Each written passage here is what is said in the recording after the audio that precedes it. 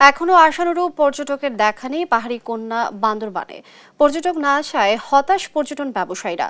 নীলাচল থেকে আরো জানাচ্ছেন সহকর্মী আবুল বাশা নয়ন।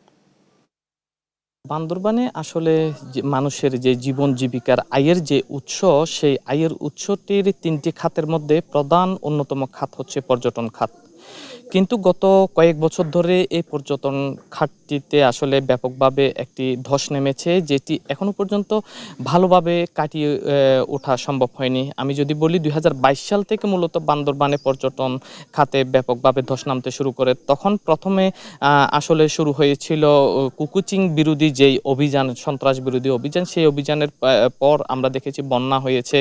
পাশাপাশি দেশের অস্থিতিশীল যে পরিবেশ, সব মিলিয়ে বান্দরবানে পর্যটন খাতে গত কয়েক বছর ধরে ব্যাপকভাবে আসলে ক্ষতিগ্রস্ত পর্যটন সংশ্লিষ্ট ব্যবসায়ীরা।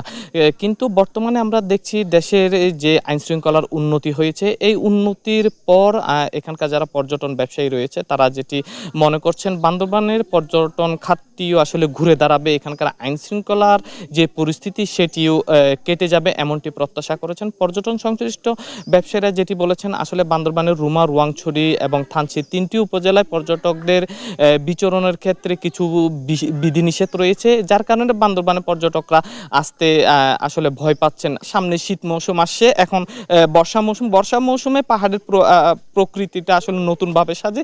এই প্রকৃতি দেখার জন্য দেশের দূর দূরান্ত থেকে পর্যটকরা আসলে এই সময়টিতে ভিড় জমান। পর্যটন সংশ্লিষ্ট ব্যবসায়ীরা যেটি মনে করছেন, আইনশৃঙ্খলার পরিস্থিতি যদি উন্নতি হয়, এখানকার যে পর্যটনের যে উন্নতি সেটি আসলে হবে বলে প্রত্যাশা করছেন। এই ছিল আমার কাছে বান্দরবানের পর্যটন থেকে সর্বশেষ